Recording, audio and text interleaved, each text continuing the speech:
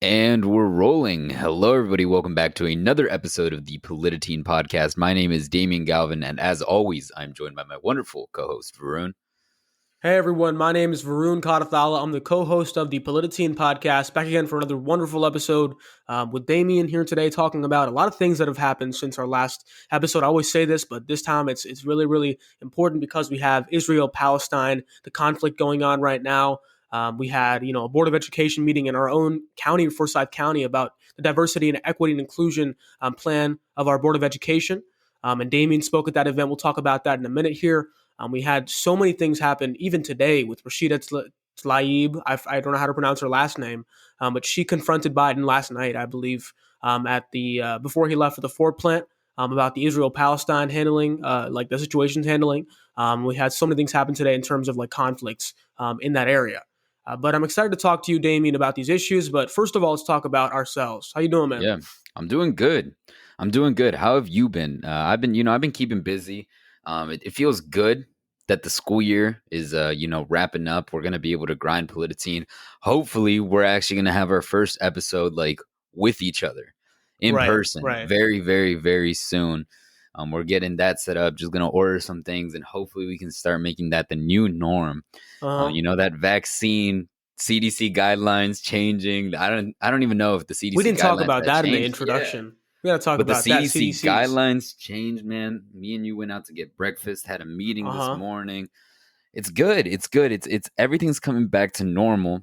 But I don't think that, just because things are coming back to normal means that we got to stop, making sure that everyone has access to the vaccine. And just because me and you can go out and not wear our mask anymore, we got to still incentivize people to get vaccinated. So if you or anyone that you love is not vaccinated and has the potential to get vaccinated, go out and get vaccinated. Right. It's important. It's crucial. And something that I learned about was that like there's these hotspots of people because, people have similar political ideas based on where they live.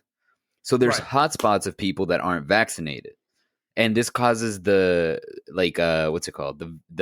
disease to be able to mutate within those hotspots. Right.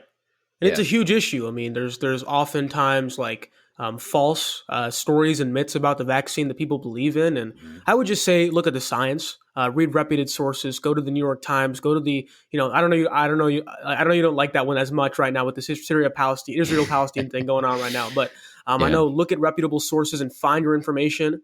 And beyond that, I think that the biggest incentive for those who aren't vaccinated yet is to look at us not having to wear a mask anymore via the CDC's guidelines and say, I can be able to come back to life in a semi-normal landscape if I do get my vaccine. So I think the reasoning behind kind of the CDC recommending that for us not having to wear a mask is to incentivize those without the vaccine to go out and get their own vaccine. And I think to a degree, it's been working in my own circle of friends. I know some of our Polititeen associates, staff members have been incentivized to get vaccines because of that. I've heard those stories. And people really just want to get outside and back to moving again. NYC with Mayor de Blasio opened up earlier today or yesterday, I believe, and they have been, bustling. But I think, they've had it, 8 months since the first shutdown in NYC. It's been a long time coming for them. But the one thing I've seen is that hesitancy from these business owners and citizens to take off their masks, even when they're fully vaccinated. And I think that that's okay. We should embrace that hesitancy. But I think for me personally, it's been a hard decision. But my guiding truth was that if I don't take off my mask now when I'm fully vaccinated and the chance of me spreading the virus or getting the virus is extremely, extremely low, as for Dr. Fauci this morning, I think I would never take it off after this. Like, this is my one opportunity to really take off my mask and come back to normal, as opposed to staying in this mask situation. So that's my opinion on it. I think that if you want to do it, if not, no. But the one thing that should be clear to all of us is to get the vaccine and get, safe from the virus as soon as possible. Yeah, absolutely. And one thing that's like really frustrating me, right, is like New York. New York's coming out of kind of the quarantine, I guess, like all these COVID guidelines, and like everything's coming back to normal. But man, Republicans can never just take a victory. And I'm referring to specifically the governor of Texas. And while New York is, coming out and they're like, okay, we're going to get rid of these, the mask mandate. You can take off your mask. Don't worry about it. The governor of Texas has to take it one step further and now ban mask mandates. Like, that's not Right. like, it's not productive. It doesn't do anything. You're just trying to get political clout. And they keep talking about politicizing an issue. You are literally taking away people's freedoms, right? Like, talk about state intervention. Talk about going against people's liberties. Talk about not supporting the free market. If a business place wants to mandate masks, then it's their right to mandate masks. Right. If a business place wants to make sure that all of the people that enter their establishment has shoes on, it's their right to do that. A business can do any practice so far as it is legal. And by impeding on this practice, it goes against Republican values wholeheartedly. Uh-huh. And it's funny because their whole premise is that I'm going to be pro-market, pro-capitalism, Exactly. pro-free business and whatever, but they're constricting upon businesses' right to impose mask mandates. So I guess, it only works when it is suitable for them, their ideology. Yep. And we saw a little bit of that with the January 6th Insurrection Commission that's proposed to happen, almost like a 9/11-esque commission to investigate the exact optics of what happened, how it was organized, and how it was like the infrastructure of what happened there. And like 20 or 30 or even more Republicans are against that commission, and led by Mitch McConnell and led by Kevin McCarthy, the guy in the House, earlier, I believe, this week. And so it's really stressful seeing that this situation, which is supposed to be bipartisan, right? We can't have, partisanship on the issue of like terrorism, of domestic terror, even more so. And I think that the fact that we still have partisanship on this issue just shows that there is no compromise to be struck in. Oftentimes, I like to talk about compromise and about Democrats and Republicans coming together in harmony in some realistic, not realistic, an unrealistic world, to be honest with you. It's hard because when there's a bipartisan, idealistic, that's what I was trying to mention. But when there's a bipartisan issue that we can't deny on, the fact that like January 6th was domestic terror and it should be investigated to the highest degree, it's hard for them to admit to that. Yeah. And that's what really impedes upon, stifles my dream of bipartisanship. And even with President Biden's American Rescue Plan, the fact that Republicans were against that, even though Democrats with the CARES Act that Trump passed all supported that CARES Act. Even though President Trump's name was attached to it, they knew that Americans needed that support and needed that money. So it's hard being a Democrat and being like a centrist bipartisan individual to continue to advocate for that kind of bipartisanship when really it's one side wanting that bipartisanship and, working towards it, and one side denying that, even when the issue is abstract. Like a baby could tell if a guy's going to a Capitol building, it's not them being tourists. It's them breaking down windows. It's them having guns at the Capitol building. No tourist brings a gun to the Capitol building. And apparently one Georgia representative believed they were tourists. So that's what I'm mentioning here. It's the blatant, being blind to the issues and being partisan when it suits you. Yeah, no, and the whole tourist argument, that's cool, boss. Like, you know what? I wouldn't even put that above them. Honestly, some of them are such hogs that they genuinely, I wouldn't even be surprised if they actually did believe. They're like, oh, look, they want pictures. They want pictures. Yeah, I forgot they would want a gun in the Capitol building for sure. I mean, what's her name? Lauren Boebert wanted to bring a gun into the Capitol, the Congress deliberation room. Oh yeah. Just in case things get heated, dog. Sometimes on the congressional floor, man, someone's proposing a resolution. You just gotta tap the waist. Like, how police come up to your car and they're like, "Do you know what I'm stopping you for?" They're tapping their waist. That's what you got to do on the congressional floor. So you should vote for my bill. Just tapping the gun on the side. We always ask, what's the need for a gun? There, it's like, what is the need? Seriously, what is the need for a gun when you're in a room full of representatives? Protecting yourself? No, they're all representatives. Speaking of the need, go ahead. Yeah, I was going to say, speaking of the need of a gun or need for a gun. When I was speaking, I was talking to you about this earlier at the meeting that we were having. When I was speaking, man, I went to the Board of Education. And I was sitting down. I'm in there for about 5 minutes, and I hear yelling in the hallways, yelling, like scared yelling. Bro, I swear, I thought I was like, oh, this is how it goes. There's about to be a shooting here, and oh man, I was genuinely I was like, man, where can I look for cover? And it's something to laugh about now, but man, this is America. Like, seriously. Yeah. Like, genuinely, in the country that people in that room were saying is the best country in the world, everyone in that room forgot their political values, forgot the reason they were there. Everyone in that room was scared. Everyone turned around, looked at the doors. The police officers were scared. In apparently the best and safest country, and, you know, arguing for the land of opportunity. Yeah, an opportunity to get shot inside of the Capitol. I wouldn't even put it above a congressional representative to take a gun to the Capitol. But you know who needs a gun? AOC and Bernie Sanders. Because no one's going to go and shoot the Republicans. Imagine Bernie shooting a gun. That'd be a cool sight. That'd be a sight for the eyes. No, he would never shoot a gun. I don't think so. I think maybe he has. Maybe he would. I mean, I don't know. I know Biden floored a Ford, electric Ford, yesterday. Oh yeah, did you hear his interaction with the Rashida Tlaib? With I don't know. The reporter. No, I didn't hear about that. Oh yeah, when he said he would run over her or something. Yeah, I was like, dude, go Biden, man! Like, look at him standing up for himself and stuff. But I think I don't know. I think that it was Fox a News joke. killed him, by the way. Yeah, it was a joke for sure. It was a joke. It was no question about it. And they made it like, you know, point of contention.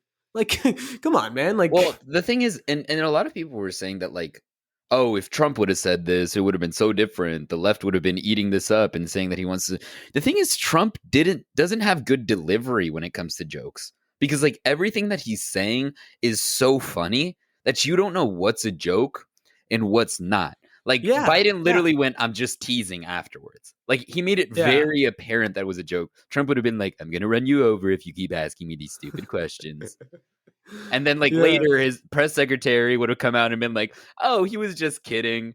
Yeah. You know, it was like, it's like with the what is it called? Injecting detergent? Yeah. Detox, whatever that is. Exactly. Yeah. Your, Febreze. Like veins or something. Febreze. Yeah. Clorox, that's what it was. Clorox. And she had to say, like, you know, he was joking or something. And he came out, he's like, "No, I wasn't joking," or something like that. I forgot about it. But like these things often, like they slip my mind, to be honest with you. These things actually happened. A president said, "Inject Clorox into your veins to get rid of COVID-19." That sounds like a really good idea.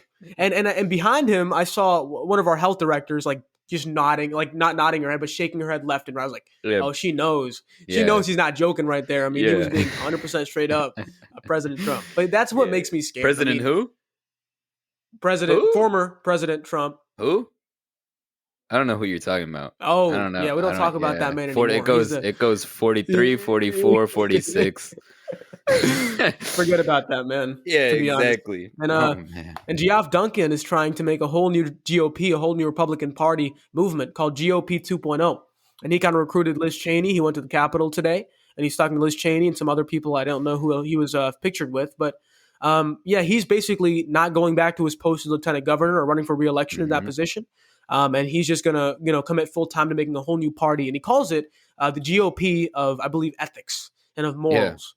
And I think it's a good start. It's a good start to have a party like that. I mean, on Twitter they have like 100 followers, so I don't know how legit they are. Mm-hmm. But the fact that he met with a person like Liz Cheney shows that he's willing to make a compromise on certain issues, at least of like moral or like ethical. I think orientations. I think we should start coming up with slogans for them. Like still racist, but not just as racist. You know what I'm saying? Or like still racist, but just don't support the racist. Orange Man. Yeah. They're just not like on it. Like I know it. Going back to dog whistles. Yeah. Make America dog whistles again. Yeah. Or repealing the bullhorn. I think I'm gonna give them a chance because I know they've done some bad things in the past, but I believe there's a road towards bipartisanship. In this nation. I know there was some kind of a bill signed by Governor Kemp. I got to look it up, but apparently Ahmaud Arbery was there, and he was signing it with not him, but his family was there signing with Governor Kemp and Lieutenant Governor Geoff Duncan. But like I think there's a road towards compromise, but that begins with just mutual understanding of like moral issues, right? Like January 6th should not be of contention. We have to commit to those commissions and promote like the good faith in those issues. Yeah, well, that's the problem. Like, I genuinely listen. I criticize the Democratic Party as much as anyone. Like, I criticize. I think I criticize the Democratic Party more than most Republicans do, and I criticize them more aggressively. But one thing that I just can't deny, and I'm bipartisan in this nation, and I'll tell you why I'm bipartisan. I'm bipartisan because I'm so far to the left on issues that I disagree wholeheartedly with both parties. So, it's like the irony where it just takes me back to the center. Yeah. Like I can criticize these two parties from an outsider's perspective. Man, the Republicans just never want to compromise. It's like the whole party has a pride issue. Like Right. I just can't understand it. They're like, no, insurrection didn't happen. No, 9/11, we had no fault in it. No, Iran still has weapons of mass destruction. Like everything, they just go. I mean, what is the belief based upon? It's the idea that America's perfect, that we don't make mistakes at all. Yeah, and that idea is false, and we know that, but they can't admit that, and so they can't criticize their own nation, like you said with that, Robert Owens quote, I believe. Is that the one that you always mention? The James Baldwin quote. James Baldwin. What was that quote? I forgot about it. Yeah. I criticize, what is it? I criticize America, something along those lines. I criticize America. Like, I love her so much, I criticize her. Yeah. Here, I'll pull it up. That's the same mission, right? It's the idea that, they can't criticize their own nations or their own actions by extension because they have this God complex of America being the best country in the world. And there was, at the Board of Education, one person talking about how perfect America was without acknowledging the fact that she mentioned the Constitution or Declaration of Independence, whatever it was, and how they talked about equality of all men or whatever. And I was like, bro, they had slavery back then. Yeah. You mean the dude that wrote that? You can talk all you want. Yeah. You can talk all you want, but it doesn't change the fact that you're having slaves in your own house. I mean, you can talk about equality all you want without, whipping slaves. Exactly. So I think there's kind of this idea that America's always perfect. It's always been perfect. And that's been disproven multiple times. There's no contention about that issue. That should be bipartisan too. The quote is, I love America more than any other country in the world. And exactly for this reason, I insist on the right to criticize her perpetually. Mm-hmm. So, yeah, if you want to talk about founding documents, which I get that the Declaration of Independence is technically a founding document, and she mentions the certain inalienable rights that, God gives, or the Creator, sorry, because God isn't even mentioned in the Declaration of Independence. And they, by default, are associating. By the way, God isn't mentioned in any of our founding documents. I just want to make that apparent, for the Judeo-Christian values that have apparently always been in our country. The first of the biggest part of the founding document, the Constitution, the one that they always go against, the first part of it literally says, no, we're not going to force any religion. Right. God's name is never mentioned. Jesus is never mentioned. Abraham is never mentioned. It literally just says Creator. Certain inalienable rights by their Creator. Yeah. These inalienable rights apparently didn't apply to Black people until 100 years later. They didn't apply to women until 140 years later. They didn't then again apply to Black people until 180 years later with the Civil Rights Movement. They still don't apply to poor people. So what are these inalienable rights? And they don't apply to aliens. I mean, rights to hold slaves for them. Right. That was inalienable rights, basically. Rights to property, to hold slaves. Life, liberty, and property. That was the idea. Yeah. So I think for context here, at our Board of Education meeting last night, one of the women who spoke was talking about how this plan's going to fail. The diversity, equity, and inclusion plan is going to fail simply because God deems it so. It's because the Judeo-Christian values there's a lack of God in it. Yeah, and she even explicitly mentioned Judeo-Christian values as not being mentioned within that plan. The plan, for context, once again, was a plan focused upon embracing diversity in our schools. Not comprehensive, but it was something that was symbolic to our schools, being yes to diversity, yes to African Americans in our schools, yes to minority teachers. Things like that were given by that plan. And they were saying the plan doesn't embody Judeo-Christian principles. And I looked at my friend in the car I was sitting in as I was watching the speech, and I was like, man, I'm agnostic. And you're Hindu, and you're Islamic. So why do we have to follow those same Judeo-Christian values in our schools? And that woman mentioned the Constitution, the founding documents, whatever you want to call it. I mean, those documents tell us fair and square and very clear in those documents is the fact that we have the Establishment Clause. The religion cannot be established in schools. That's also one of our founding documents. So why can't we adhere to that? Why do we talk about, all these things about America being perfect? If we're so perfect, one of our perfections is the fact that we established a separation of church and state. Well, let's say that way. Yeah, if we're so perfect, why don't we say it in the preamble? We only said more perfect, which is something that I always mention. And in order to be more perfect, you have to look at your past faults. And you have to look at past transgressions and actions that have taken place and go, hey, I am different from that. And so in an attempt to be a more perfect union, I am going to change. I am going to pass this legislation. I am going to stop funding Israel that is committing acts of terror and war crimes against the Palestinian people. I understand that I did it in the past. I had good intentions in the past, or hell, I had bad intentions in the past. I knew what slavery was. The country understood it. We understood the impact of Jim Crow laws. We still understand the impact of Jim Crow laws, but are negligent to it. So we have to change and we have to move. By remaining in the status quo, you completely go against the most important founding document in not only American history, but I'd argue at this moment in world history. It's the founding document that is being criticized and critiqued and looked under every single day and judged by other countries and reevaluated, and we're redefining the Constitution. You go against literally the first part of the Constitution when you refuse to make changes that will make you more perfect, whether that be your county, your state, or your nation. You have to acknowledge past defeats, wrongdoings, victories as well, and reevaluate everything and go, okay, this is what I'm going to keep doing. This is what we're going to stop doing. This is what we're going to educate. This is how our past actions have affected future generations and current generations alike. Yeah. And I heard a couple of times last night about, presenting the true history to our students and our kids. Uh-huh. True history as in, like, from these people, I think they were talking about whitewashed history. Yeah. The history that doesn't talk about, for example, when you used it before, Malcolm X.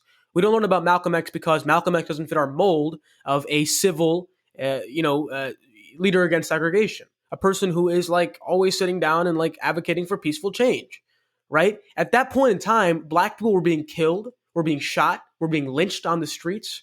Being civil was not an option for many individuals, including Malcolm X, and Malcolm X has arguably a bigger impact upon the civil rights movement than MLK. But we don't learn about him. Why? Because he does not fit our mold of a peaceful leader. And it's disgraceful that our history education is not as comprehensive as it should be. And that's a flaw that I'm willing to admit amongst our teachers and our curriculums. Yeah. And go ahead. I was going to say, that's just a base flaw. We also don't teach the idea that Mahatma Gandhi was socialist. We don't teach the idea that Martin Luther King Jr. didn't die because he was Black. He didn't die because he was a civil rights leader. He died literally before attending a protest that was advocating for the unionization and more rights for plumbers in Alabama, right? The March on Washington wasn't just called the March on Washington. It was called the March on Washington for Jobs and Opportunities, if I'm not mistaken. These are things that we purposefully leave out of our history to fit our mold and coincidentally, ironically, tell students how to think as opposed to what to think, which is something that I heard mentioned time and time again by those opposing the diversity, diversity, equity, and inclusion plan last night. They always said we should tell our students what to think, we should tell our students how to think, not what to think. But when you take certain aspects out of history, or you refuse to acknowledge certain aspects of history, or you change them in a certain way to fit a certain narrative, you are by default telling students how to think. Right. Because you're leaving out parts of a history that's so complex and so important to our nation and so important to moving forward and stopping these things that have been happening earlier, genocides, and, discrimination against African Americans. We can't learn from our flaws without, first of all, accepting them and saying they existed, saying they happened. The first step towards compromise and the first step towards changing the way we operate in this nation is through conversation. And we have that every single day, every single week now on the podcast. I think what I was going to mention in my speech, had I had the opportunity to speak at the BOE, was the importance of conversation. Damien kind of hit on that one too. Without conversations about past wrongdoings, without conversations about, police brutality, we can't make meaningful strides towards solutions on these issues. And people oftentimes yesterday talked about how there's a certain age you have to get to have the mental capacity to comprehend these issues. The fact is, teens have died as a result of police brutality. There's obviously not a certain age in which you are now exposed to police brutality issues. It's like we learn about these things from a young age, not from education, but from personal experiences. Yeah. I mean, you saw your father get arrested.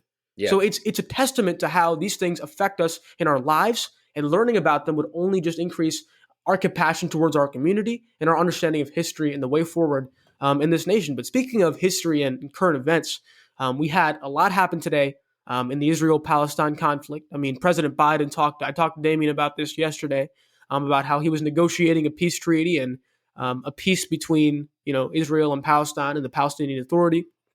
And today, President Biden said he was hopeful towards a ceasefire on the issue. And Benjamin Netanyahu came out, I think a couple hours later, and he said that they're going to keep on going, that they're inspired by President Biden's support and his kind words, but they're determined to keep on going. And it was like a slap in the face to the United States, who has been trying to advocate for change in wrong ways. We'll talk about how they've been doing so later. But it's a slap in the face to say, I'm going to disregard the words of an American president and keep going on with, bombing children, bombing individuals. And this has been spoken out against by multiple individuals, including Iran spoke out against it. The Islamic League spoke out against it, Arab League, actually. France is now negotiating a peace between these two countries using like their neighbors, Egypt and Jordan. But nations have been up and stood up against these issues. And so it's a very complex thing, but it shouldn't be for many people. I mean, I've seen posts on Instagram from our friends and our associates at school, and they've talked about how Israel's not in the wrong, that they're defending themselves. And me too. I was, after reading some articles, I was kind of going towards that side. But then I understood what the Iron Dome was. We'll talk about that in a little bit, but I want to hear your takes on the whole issue. And this is, I remember you were texting me and I was like, there's no way that, that there's this sudden change in your ideas. And honestly, you made a full 360 from that point. I'd argue that you even made, furthermore, like you just went past, you went beyond like opposite. You made a 360 and then you hit a straight line and you started coming back over to, I guess, the left progressive idea on this issue. But essentially, what is happening and what has always happened in Israel is the blaming of Hamas and the justification of these war crimes by going back to the default that, Hamas was there. Hamas was there, or Hamas is doing it too. Or Hamas, always never mentioning of the Palestinians, never mentioning of the children that they kill in trying to go after Hamas. Besides the prime minister on Face the Nation saying that he gives their condolences and they feel sorry for the citizen or the civilian deaths that result. But it's disgusting. And I don't know if you know the statistic, but it's disgusting when all the missiles, the rockets that Israel is launching, they have a 5% chance of hitting a Hamas fighter. They have a 5% chance of hitting a Hamas fighter. They have a 45% chance of hitting a child. When your chances of hitting a child are almost 9 times higher than hitting your intended target with your precision attacks, I have to ask, first of all, who is your intended target? And if they aren't the children, are these attacks precise? Because first of all, I believe that their intended target isn't Hamas. Because if it was, there's different means to eliminate them without going after their true intended target, the Palestinian people. Right. The Palestinian children. The average age of Palestinians is 18 years old. In the United States, it's 29. This is a testament to lack of healthcare because, by the way, Israel was also not giving the COVID-19 vaccines to Palestinians. As a matter of fact, they blew up their only COVID-19 research center. It is atrocious and it's disgusting. And what is essentially happening is they're saying, okay, Hamas was there. One Hamas fighter was there. One Hamas, person was there. An individual. Hamas was operating there. I gave this example on my Twitch stream last night. I said, imagine there's a murderer in your house. right? Your whole family. Let's say you have a family of 4. Your parents, you, and your sibling. And a murderer comes in and seeks refuge inside your house. So the U.S. government just nukes you. But they give you a call an hour beforehand telling you, hey, you should leave your house. But we're also nuking your neighbor's house. Oh, and we're also nuking your whole neighborhood. As a matter of fact, we're nuking your whole county. So leave your house, seek refuge because we're going to bomb it, and make sure that the place where you're seeking refuge isn't also getting bombed. Just kidding, it is. It doesn't matter where it is because we're dropping a bomb on it. Everywhere you go, you're dropping a bomb. And what's happening is that they're saying that Hamas is committing these war crimes. Right? They're committing war crimes because they're firing from civilian locations. First of all, where else are they going to fire from? The only thing that Palestine is now is civilian, areas of living, right? Residencies.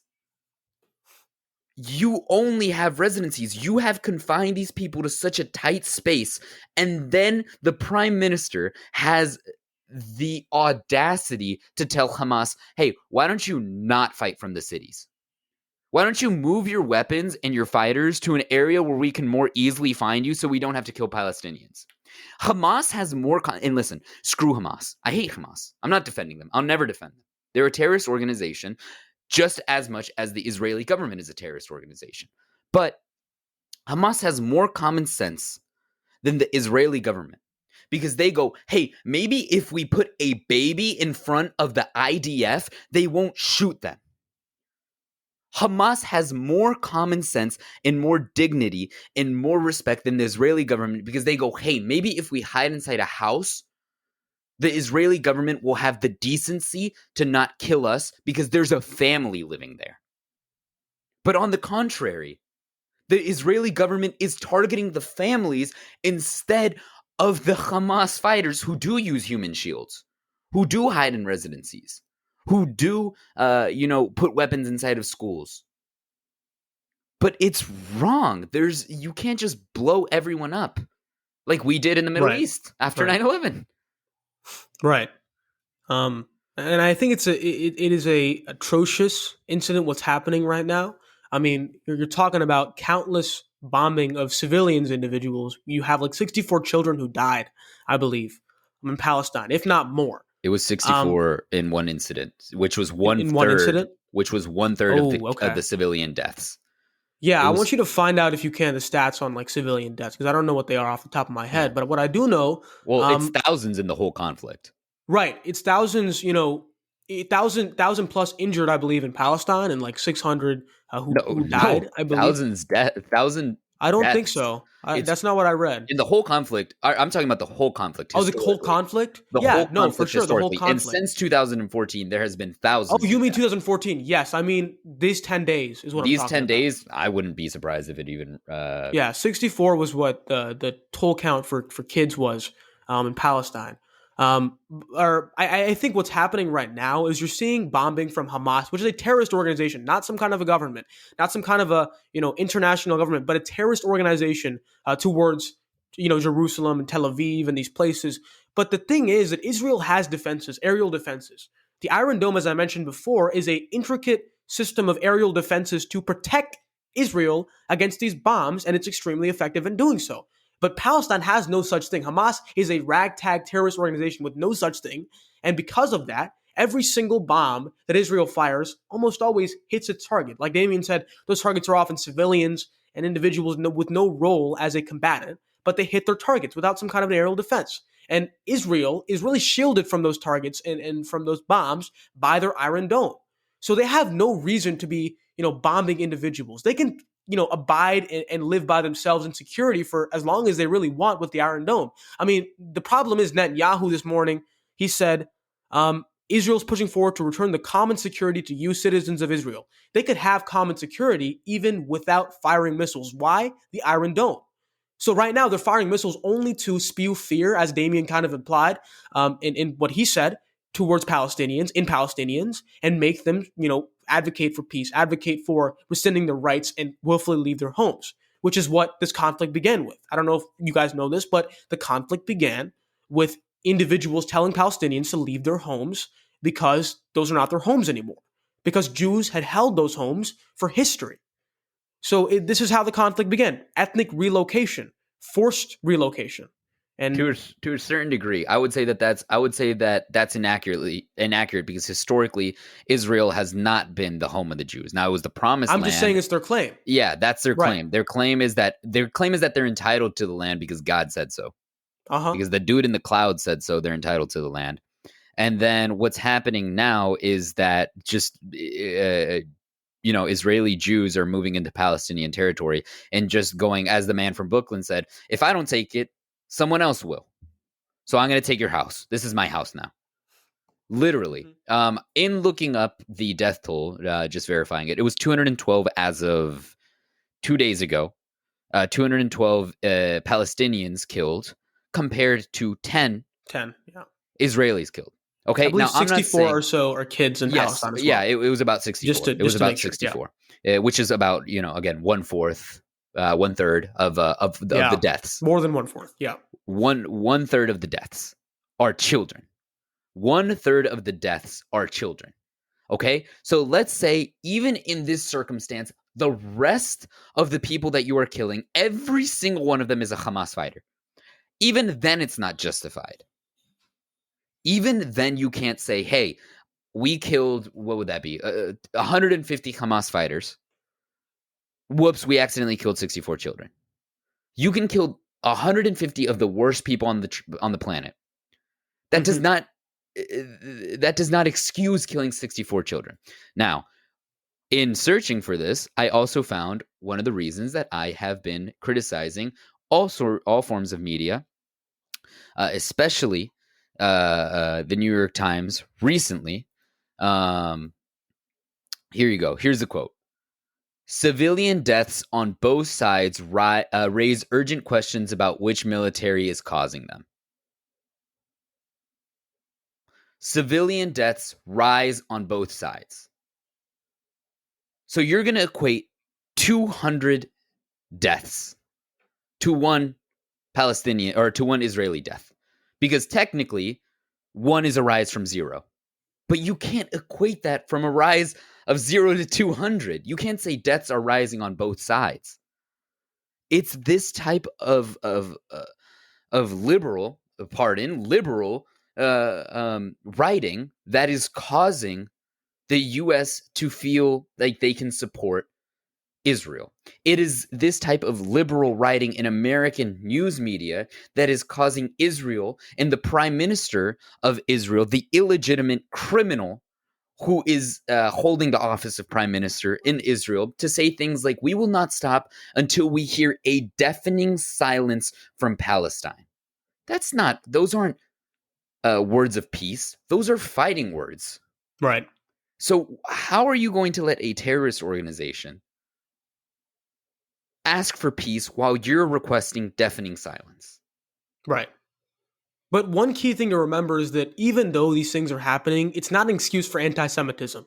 I mean, you had Turkey's leader Tayyip Erdogan, I believe it's their prime minister, who said all the Jews are satisfied by is by sucking individuals' blood in light of what happened with Israel and Palestine. It's no excuse to be anti-Semitic, to be discriminatory against Jewish individuals, because really, It's not Judaism. It's not Jewish individuals. It's Benjamin Netanyahu and his own personal vendetta against Palestine and those individuals there. And so it's not going to be equated to those people, but it has been in some certain places. I mean, you had British people coming out on the streets and saying death to Jews in 2014. That was fake. That was fake. In 2014, it was. That was fake. That was an altered audio where they were protesting it, and someone put in the audio in the background saying death to all Jews. That was an altered clip. I know exactly what you're talking about. The man was arrested. All of it was fake. Really? All of it was on the NY Times. All of it was fake. All of it was fake. It was the on same the NY thing with Times? All of it was fake. It was the same thing with the makeup artist. Well, send me an article about that. Where they're talking about. Have you heard? Pallywood. No, I haven't.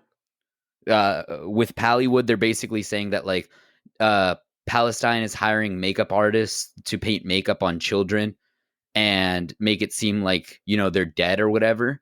And so they got this clip of a Palestinian doing makeup 10 years ago, like for Halloween or whatever, or just, cosmetic makeup. And they said that she was practicing, and they started surfacing it as propaganda. It's the exact same thing that they did. Well, I don't see any news about this, is why I'm skeptical. But I still want to continue the conversation. Yeah. Certainly. Because all I see is the NY Times saying that this happened. Certainly. But they could be wrong. I mean, they're pretty reputed, but they could be wrong in some scenario.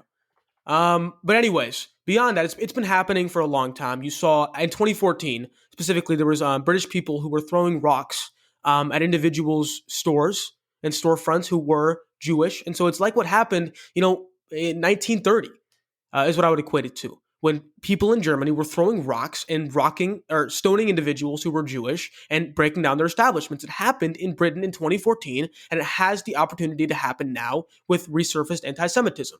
So just saying that it's not an excuse to be anti-Semitic and not an excuse to be even more discriminatory than the Israelis are being towards Palestinians, because you're doing the exact same thing as them by doing so. But back to the conversation, what we're dealing with right now is the U.S. government, wanting to send get $735 million in money for U.S. arms equipment that are JDAMs, which are joint direct attack munitions and small diameter bombs to Israel. And these are things they're using right now to bomb Palestinians. So we're dealing them the equipment for money, $735 billion, not a small amount, but we're dealing them equipment to essentially bomb Palestinians.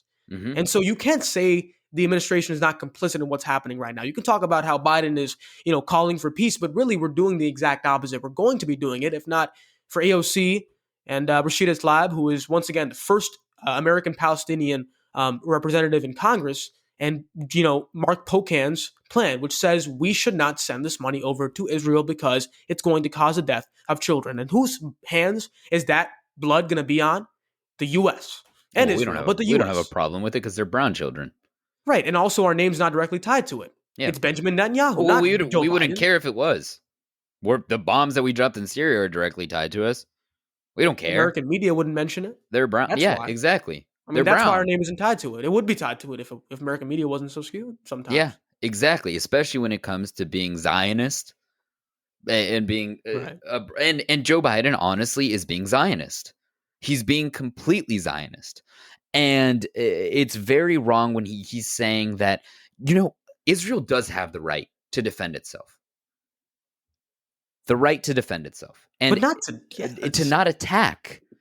Not to attack. But they have defenses, though. The Iron Dome's a defense for them, which is, really accurate and really useful in their defense. Exactly. But they have no right to attack children. Exactly. Like, that's against international humanitarian law, which is what the UN follows. Yeah. Well, the UN tries to follow, at least. The UN's a joke, too. But. Right. And they're trying to now as well. Yeah. The UN Security Council is trying to say that the conflict right now is a blatant, rejection of human rights and saying Israel's in the wrong. But the U.S. is saying now that they can't say that because it would basically undermine opportunities for peace. So now the UN Security Council can't talk about how Israel's in the wrong because it would undermine the opportunity for peace. No, because who's in the wrong right now? It's a factual statement to say Israel's in the wrong because statistically they've killed more people, they've killed more kids, and they've killed more peaceful individuals in the conflict. So I think it's the U.S. honestly trying to up its public image and to keep an ally as opposed to supporting human rights. And I applaud Emmanuel Macron in France for fighting for peace, no matter what's happening in the conflict, no matter what the Americans are saying, for going forward with that argument, and for vehemently, saying that Israel's in the wrong here. Yeah, because it's very apparent and it's very obvious that Israel is in the wrong here. There is no other perspective on it unless you are just completely Islamophobic or Zionist. Right. And it's very interesting to hear uneducated people. And this is what I have discovered, right? It's like, it doesn't matter how much empirical evidence you show people on, the other side of this issue. And other side of other issues too. It's the same thing with gun rights. And that's why, honestly, this generation is so far skewed ideologically to the left.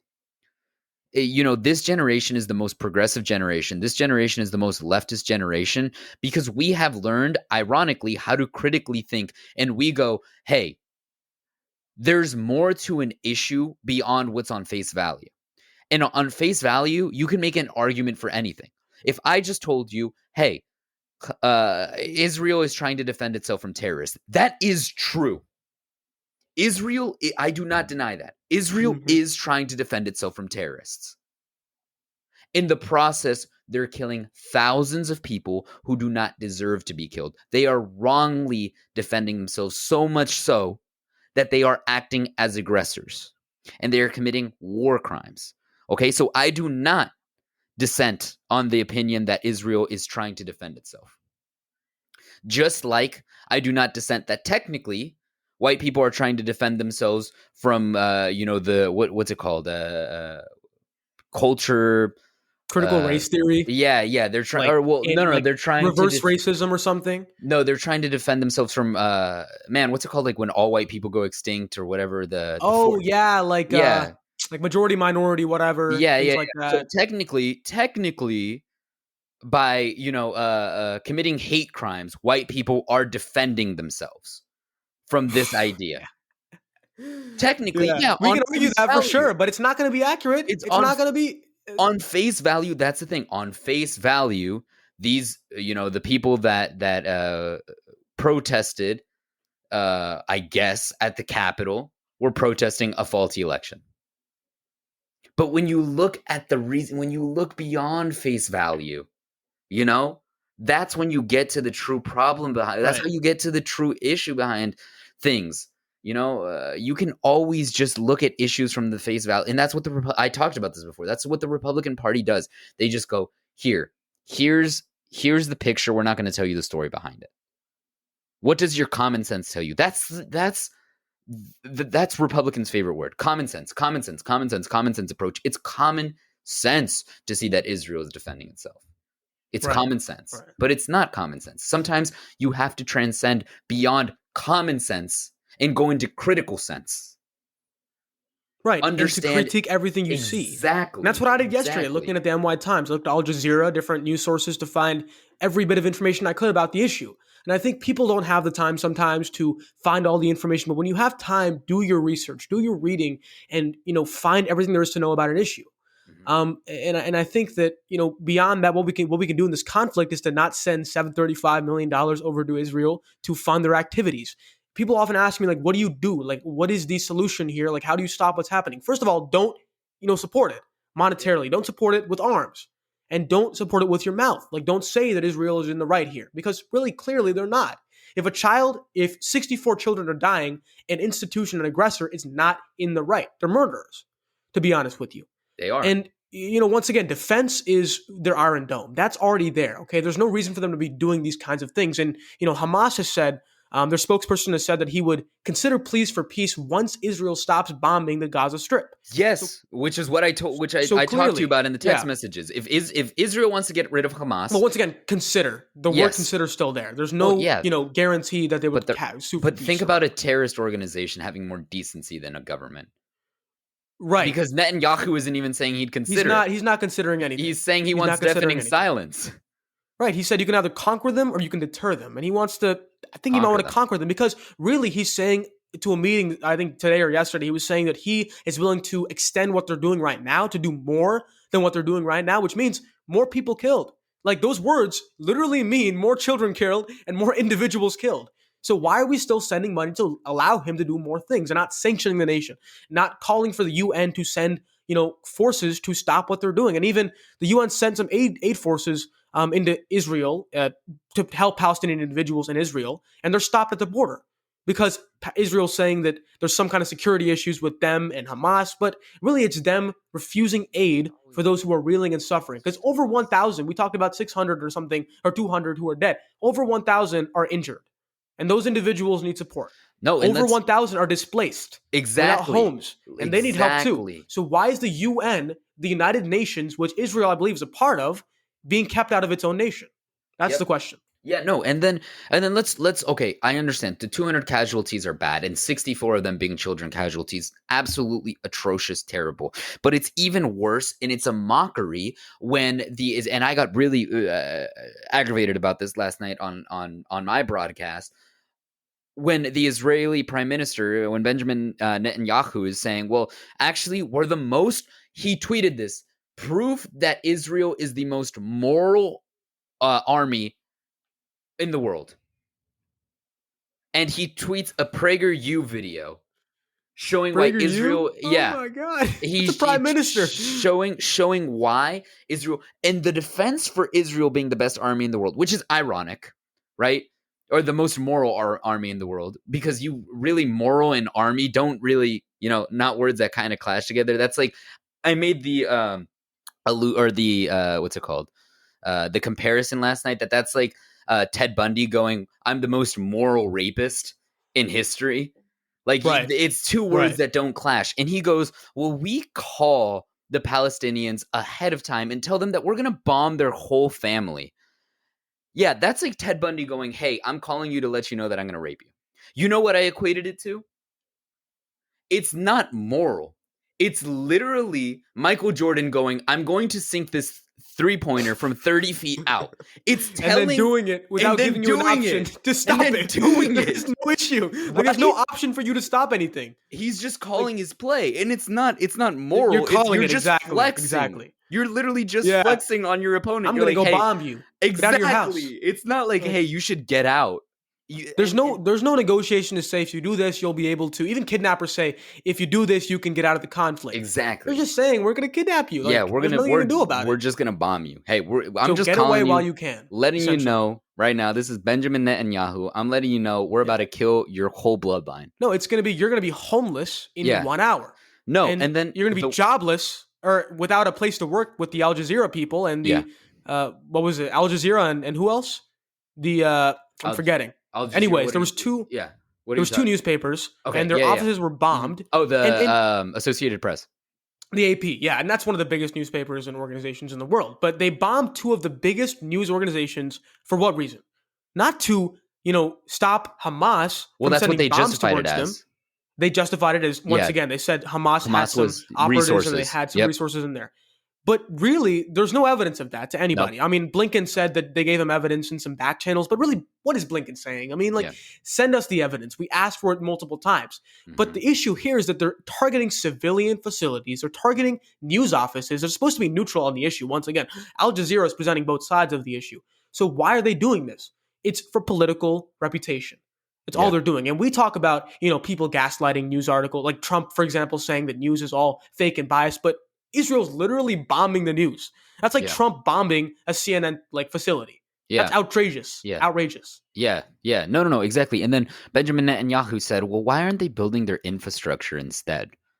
You want to know why? Because yes, again, this is what I was going to say earlier. These 64 deaths, these 212 deaths, 64 child deaths, these 212 deaths total are atrocious. But it's also bad when you're blowing up their only COVID-19 research center, when you're blowing up their hospitals, when you're cutting off their gas lines, when you're literally destroying their sewage systems. I don't know if you saw that.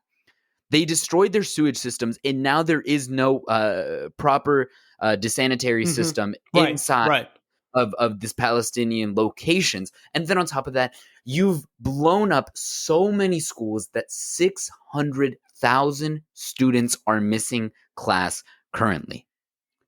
So you're not only, and this is something that we have to, again, let me equate this back to the DEI plan, right? We might see the immediate effects of this currently. We might see the 64 deaths now and the 600,000 students that are going without an education currently. But we're going to see the waves from this big drop, the repercussions in 20 years.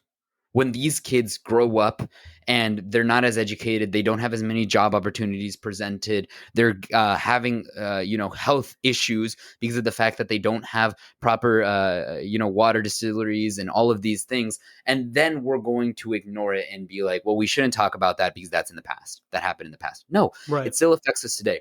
And one thing that I heard talked about over and over again in this DEI plan, the opposition specifically, it said the parents should be the ones to teach their children how to interact with other people in the world. They should teach them about critical race theory if they want. It's not the school's job to do that, right? But what happens is that individuals go in front of the courthouse in our county and yell F them N-words because their parents teach them that that is appropriate. It is not the student's fault. I will say that again. It is not the student's fault. It is the ignorance of the educators that are responsible for educating children on how to properly interact with other individuals of different backgrounds, different experiences, different cultures, different religions, of failing them. Because when you leave that responsibility in the hands of people whose grandparents were racist and whose great-grandparents were racist and who their parents were slave owners, you're going to have individuals that still hold those same or similar values through generations, values that are outdated, values that no longer go with the times. The same thing is happening in Israel. When you're not educating both the Palestinian and Israeli youth that this is a conflict that does not need to go on any longer, that you should not hate thy neighbor, right? Right. When you're not educating them in those ideas, you have what results in a conflict that in 30 years is going to hit its 100 years mark. Well, technically, right, it is hitting its 100 years mark, because this is when, about 100 years ago, European Jews started immigrating to Israel. Right. And you have these constant conflicts because of a lack of education, because of the status quo being reinforced and reinforced and reinforced and reinforced. The same thing is happening here. And the same thing that is happening here is happening to a higher degree in Israel. Right. And I think, this is what's going to happen and continue to happen here. Like you said, if we don't have real conversations about race and about issues that affect us in this nation. I had our teacher this year, I'm not going to mention her by name, but she oftentimes talked about racial issues in our law class. Mm-hmm. And that really opened my eyes to how much ignorance there was in my secluded community. I thought I was in a wealthy, a place that was a safe haven from racism, a place of equality. And then I see what happened at the Board of Education, what happened in my classroom with individuals in our class saying that white people have it as bad as black people with the cops. And those things are words and statements of absolute, both, factual inaccuracy and ignorance. Mm-hmm. And I think the way we repair these things is not by just saying, like what we're saying right now, that they're inaccurate and ignorant, but having conversations with those people and saying, how can we come to a middle ground and explain to them what your experiences are? Because the best, teller of what's happening in a situation is sometimes experience. We talk about experiences a lot. For example, me and Damien, we both heard about this. Like Damien mentioned, people saying F them N-words in front of a Black Lives Matter crowd in our own community and playing a song called I Don't Like N-words. This happened in our community with students from our school system. That's why we had this plan, being introduced in the first place. Things like these have been happening in this community. And so Absolutely. Without recognizing these experiences, without coming to terms with what happened, we can't ever come to, a better proposal, a better plan in the future. It all begins with, first of all, recognizing our past flaws, like we mentioned for the first half of the episode. Second of all, with having conversations, which is what we're talking about right now. Yeah. No, and exactly, because when we have these conversations in that classroom setting that we talk about, right? What you often hear from these people is, well, my mom told me. My mom also had that conversation with me, which is what was echoed and what is always echoed when you have dissenting opinions about racial issues. Well, my mom also told me to be weary of police officers and to respect police officers. Yes, our parents tell us that too, but you don't understand the difference in that until you have a conversation with someone who has had to have a discussion about the true impacts of racial consequences of systemic racism in their lives. So when you are only being told by, again, a word that, might be strong, a phrase that might be, when you're only being told by your white parents how being white affects you, I'm sorry, that may not be accurate. Right. But when you're having conversations with people who have black parents, with people who are black, with people who are Latino, with people who are gay, and they're talking to you about how the system has directly affected them, then you can gain some outside perspective. When you have counselors that can talk to you about these issues, that can inform you, when you have teachers that look like you and have different experiences and have different backgrounds and can bring a different perspective to teaching these topics, that, it's like talking about your own loss. Right. You have to have it from another perspective. You have to view things from another perspective. And it's important that we continue to have these conversations and that we continue to advocate for what we believe is right, because what is happening in Israel and what happened, with this protest against a plan that is meant to include people, while some ways is unrelated and many is related. There was a reference to a Marxist Trojan horse.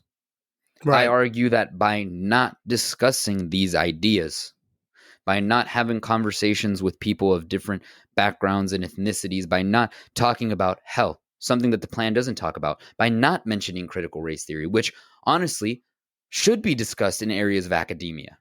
But that plan didn't say anything about CRT. Yeah, the but plan it should be not. Discussed for sure. It because should be true. Discussed. But by not discussing things such as critical race theory, by not discussing ideas such as Marxism and capitalism, by not looking at ideas of Milton Friedman, who was an avid capitalist, you lose potential and are inviting a fascist Trojan horse, a Trojan horse that only carries one set of ideas. And those ideas are going to be inherently racist. Yeah, said it perfectly, I think. And I think that I couldn't agree more.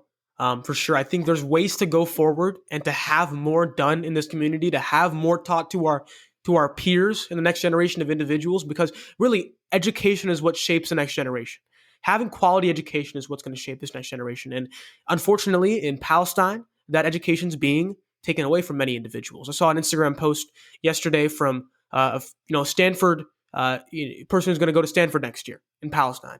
And he was saying, I don't know if I'm going to be able to go to Stanford because I cannot leave my home. I'm taking a gap year because I cannot leave my home without being shot at and maybe bombed. I don't know if I'm going to make it next year. And so I thought it was a routine college acceptance post, but it wasn't. It was this person saying, I can't go to college, and here's why. And here's why you should advocate against your country sending $700 million. Getting $700 million to support what's happening to me right now. And so I think it's a big issue that needs a lot of conversation to be had. And we had a great conversation today. And I want to end on the fact that, go out and have more conversations with your friends and continue to voice your opinions about issues, whether they're, for the DEI plan or for Palestine, for Israel, no matter what it is, voice your opinions and also listen to other people, because half of the battle is listening. And many people can't put themselves in other people's shoes because they fail to listen to other arguments on the opposition and the other side. So go out, have those conversations, be receptive to opinions. And with that, I'm out, man. Yeah, absolutely. And go out and have these conversations vaccinated. Because when you're vaccinated, you can go out fully vaccinated. You can go out and take off your mask, have real conversations, look at people's facial expressions. Ladies and gentlemen, you shouldn't do that if you aren't fully vaccinated. So go out and get that vaccine, get that Pfizer, get that Moderna, hell, get that Johnson & Johnson. Right. Get the vaccine that is nearest to you, because honestly, it is more critical to be vaccinated than to be exposed to this virus. Fortunately, we are at the tail end of this. I think for me and Varun, it is maybe a little bit early, but we're getting to that end. We're done. The battle is over for us. But ladies and gentlemen, what is also over is this episode of Polititeen, and we want to thank you for listening to it. If you want to see what we're doing, including going to these places and advocating for things that we advocate here on the podcast, such as the DEI plan and all of these different ideas, inclusion. If you want to see us go to pro-Palestine and pro-Israel protests or demonstrations, and you want to keep up to date with what we're doing, be sure to follow us on Twitter and on Instagram at Polititeen Show. That's where you can see everything that we're doing and everything that we're going to be doing.